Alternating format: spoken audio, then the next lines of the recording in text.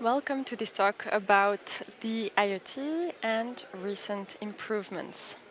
I'll leave you just a few seconds to scan the QR code so you will be able to add your questions all along the talk. Okay, so this talk is going to tackle the IoT, so the dreaded topic about the IoT, but rest assured, after this talk, you're going to know much more about the topic and everything that you need to know for it to be smooth integration. So let's start with what is the IoT. So the IoT is basically a bridge between Odoo and devices that can actually not communicate natively. Okay, so it's about communication protocols. If you cannot communicate, then you need this intermediary, which basically will have the necessary code to do the link between both. So what is it about? So basically you don't need the IoT if you don't want integrated hardware. Okay, so integrated hardware means that you are going to make the information flow between from the IoT to the hardware and the other way around from the hardware to Odoo. So the perfect example of integrated hardware is maybe also the easiest to understand is about payment terminals. So basically the point of sale is going to send the payment request automatically on the payment terminal. So we will have the amount that will be sent. And then we will do the check with the payment provider to see does that person has enough money to pay or not. And when this is validated from the payment provider, we will get this response to Odoo as well, which will validate the order as well or refuse it, depending on the status, of course, from the payment provider. So the question is, can you work without the IoT? The answer is yes, of course you can. It's up to you to choose, do you need the integration, yes or no? Usually people would like to go for the integration. So it's absolutely possible, but then you need to know that manual encoding will be needed. Okay, so this is true, but it's not true for the black box. There is no question asked if you need to use the black box for the Belgian bus restaurants. You will need the IoT for it to function. So here is a small guide to help you choose when you can go for the integration and when maybe it's not really interesting enough for you to do so. So of course it will depend on the transaction volumes. If we take the example of the payment terminal, if you have 3 transactions per day, then maybe I would suggest you not to go for the integration. If you have many transactions per hour, of course it would make sense to have that. It can also depend on the frequency of operations. If, for instance, you use the IoT to automate some printing, then ask the question, is it a daily operation that you do, or is it just one per month? If it's just one per month, then maybe it's not really interesting to go ahead with integration. It can also depend on the business in which you operate, and of course the customer's willingness to change the hardware. So how do we do that? So actually the IoT, either if it's virtual or physical, will work with Odoo code that has been developed. So that's very important to understand. It doesn't just work out of the box. We do need to have some code that has previously been developed in order for us to have the integration. So for the physical IoT, we are going to flash the Odoo image on the SD card. And of course, for the virtual IoT, which is a dematerialized version of the IoT, you will need to download the software, and it's going to allow you to run the service on the Windows computer. So this is very important to understand. The IoT is not a magic device that can connect any hardware. Okay, like I said, we need to have the Odoo code, which contains the integration basically with the hardware for it to be able to run. So our team needs to have developed it. Okay, I hear that a lot. So people think that just by connecting the IoT, devices are going to magically work, which is not the case. So when to use the IoT? We have a few use cases where it's interesting to use the IoT or where you would need to use the IoT. Like I said, if you have non-compatible hardware, then the IoT will be required if we have the integration in order to build the bridge with Odoo and the hardware. We have a second application, which is the automated printing of reports. So here what you can do is link basically the printer to the report, so it will automatically print each time you hit the button print, instead of downloading the report, opening it, and then choosing the printer. Okay, so this can be really interesting, especially in warehouses, for instance, where you need to print the delivery label, the shipping label automatically. This is the perfect use case for that. And we also have the use case where it's a bit a connection plug and play. So here the example would be the kiosks, for instance. Don't do it without the IoT, it will be a mess. So this is a perfect example where it makes it much more easy to connect the device with the IoT. We also have the example with EPOS printers. If you go through the IoT, all the configurations about importing the SSL certificate is not going to be needed, as it goes through the IoT, which is quite interesting as well. So where can you find the info about whether you need an IoT or not? Of course, we have our POS Odoo hardware page on our Odoo web page, where you can find all the info basically about this. And just to give you a bit of an idea, where you would always require an IoT to have the integration, of course, would be a scale. The black box, like I said, you don't have a choice there.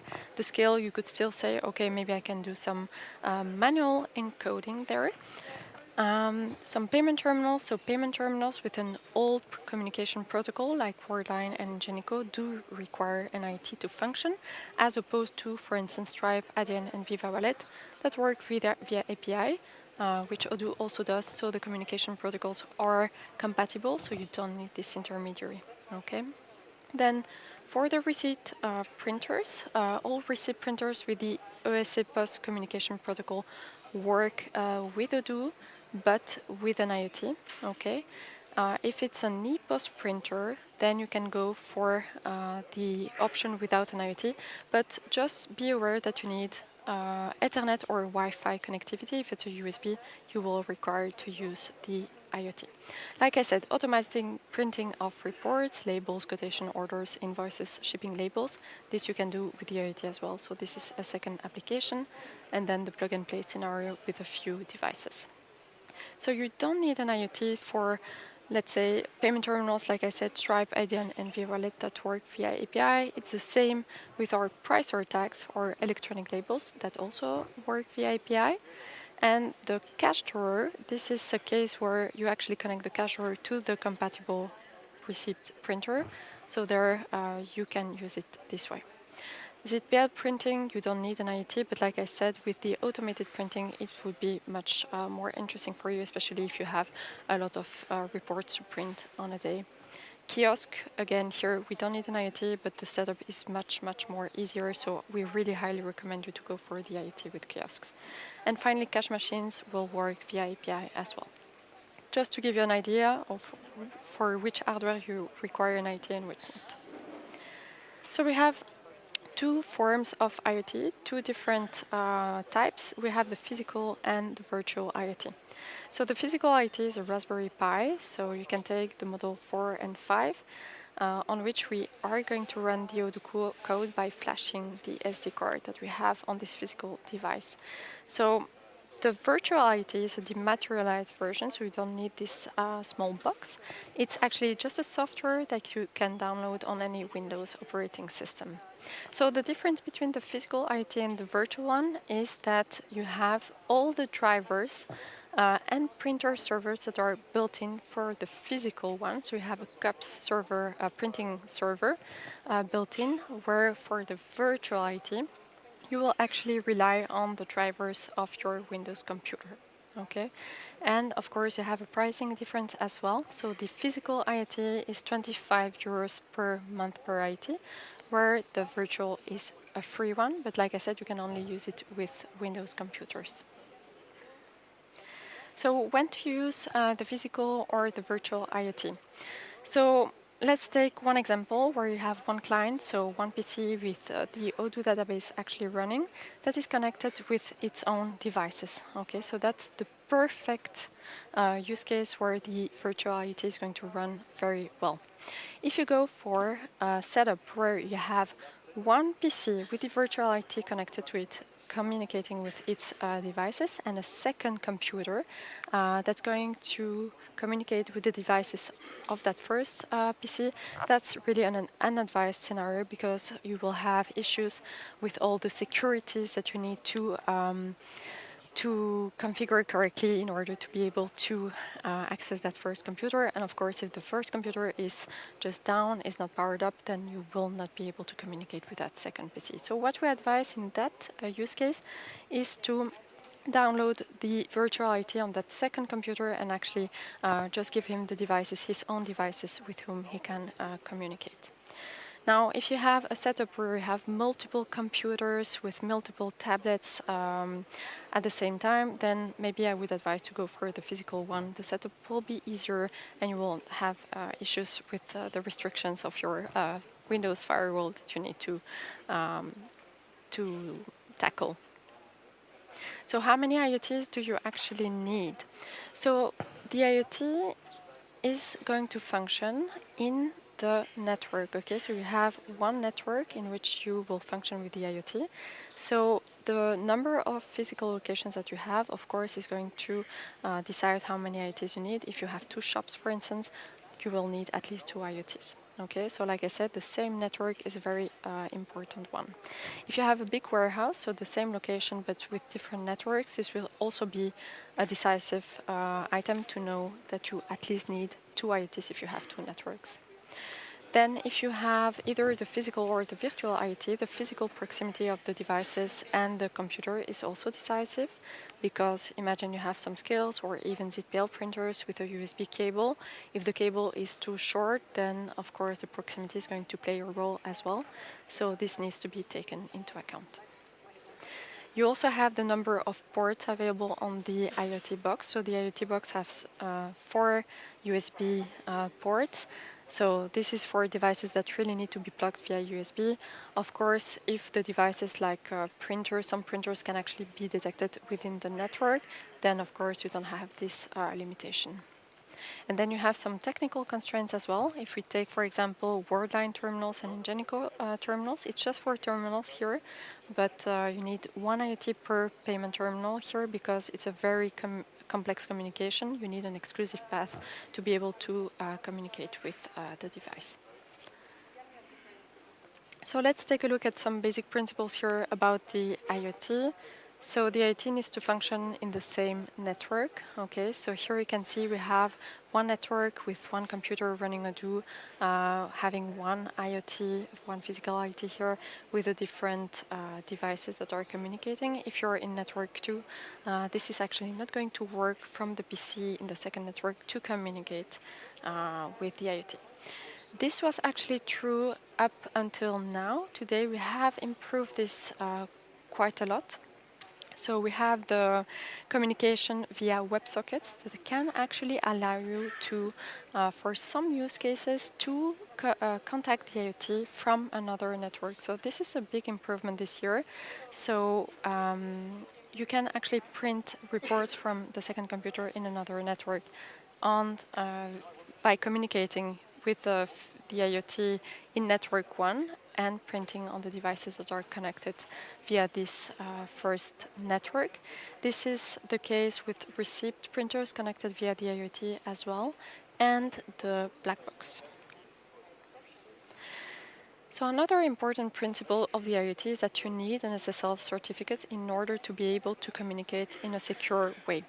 So how is this certificate actually generated? For this, you need to have the IoT subscription line on your running Odoo sub.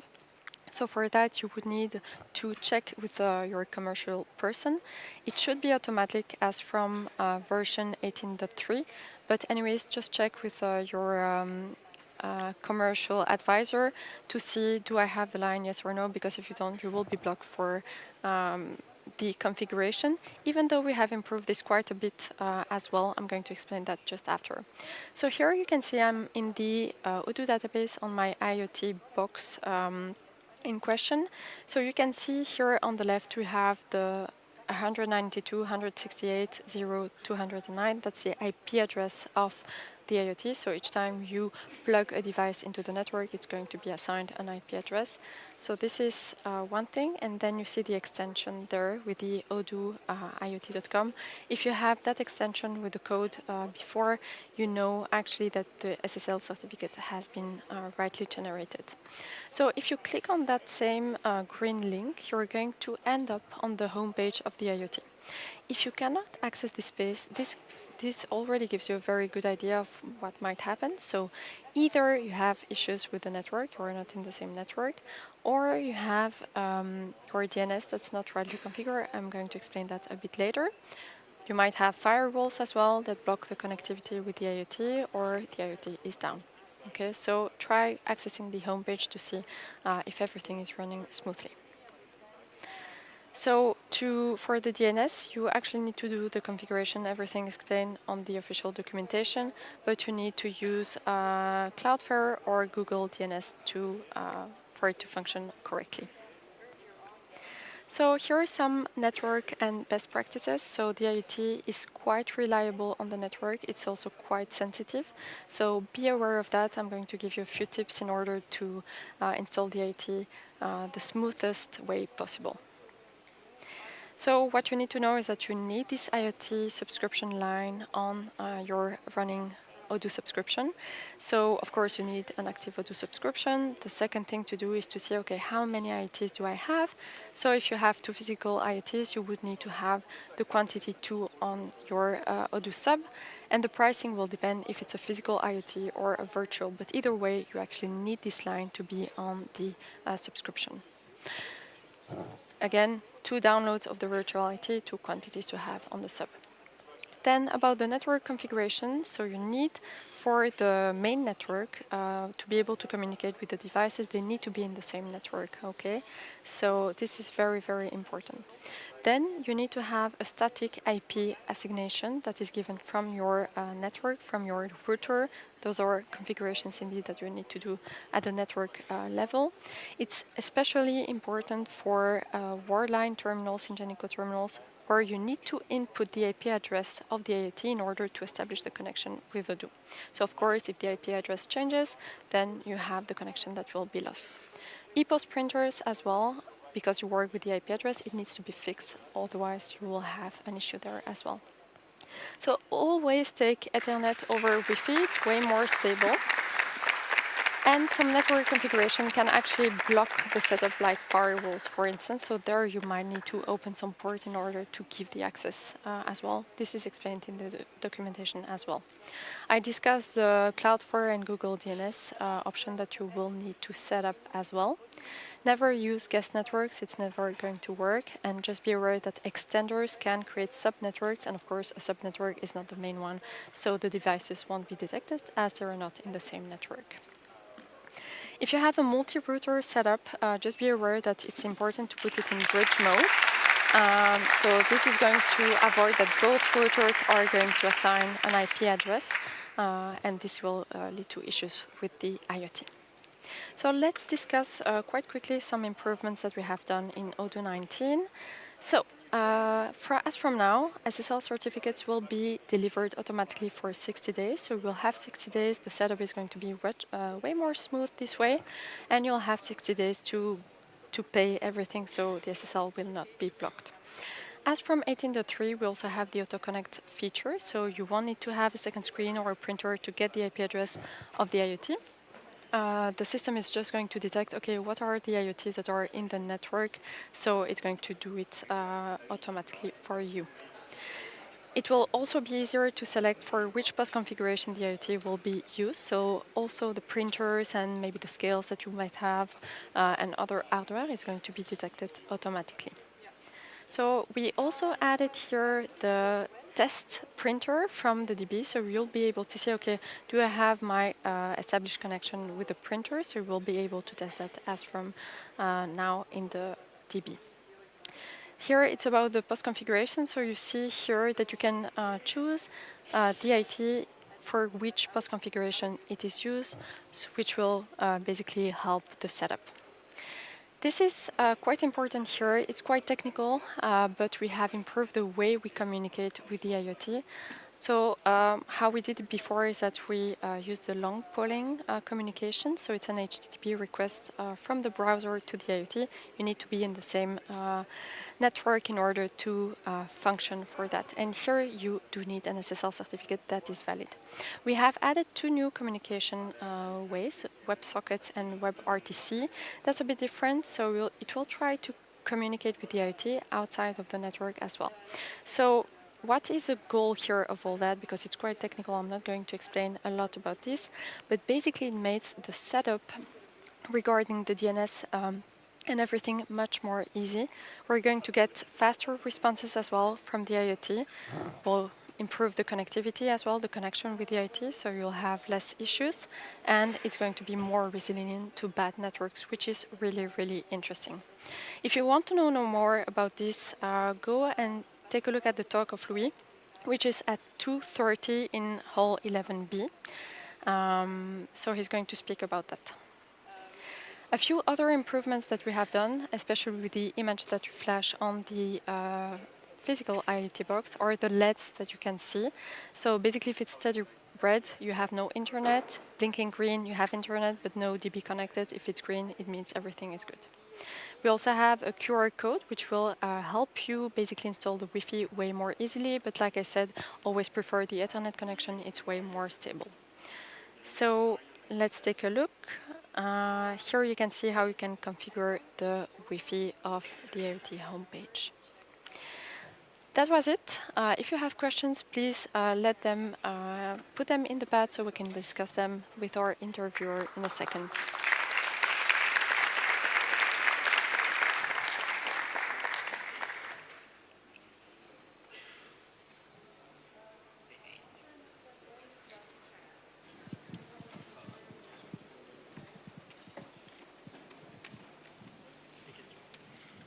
Okay, we have some questions coming in.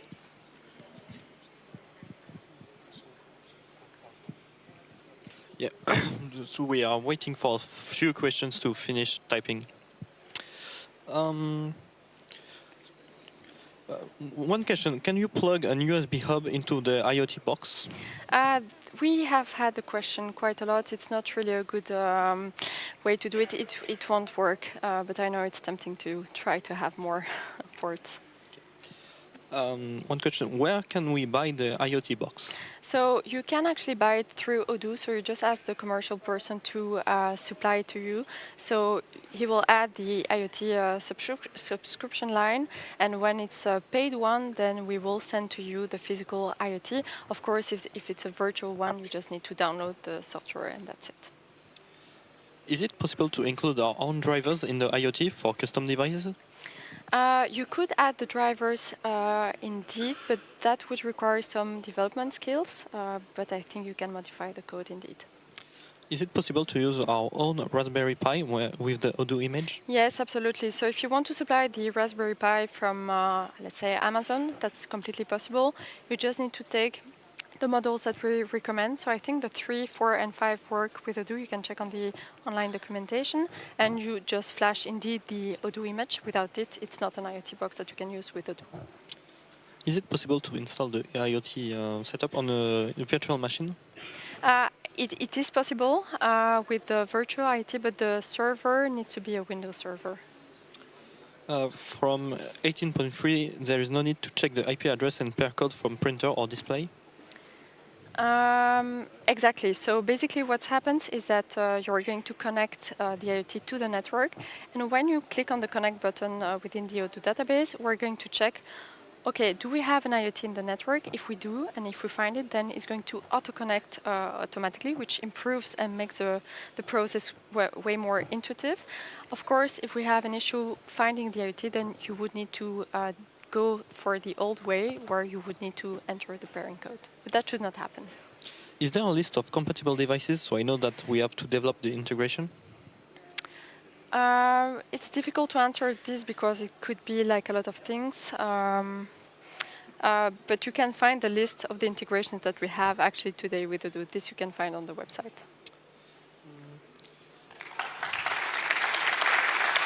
Are there improvements also for Windows Virtual IoT? The improvement here, maybe ask at the booth if it has been improved as well, because indeed I discussed the Odoo image for the physical one, and maybe Louis is going to speak about that in his talk. Is it possible in Odoo to send the same report? For last question, for example, an item label to multiple printers via IoT? You can have multiple printers linked to the same report, but I think it's possible, but it would need to be tested. And then indeed, you can choose which printer needs to print from which computer, basically. Okay, I think we need to wrap it up. So. Okay, thank you very much.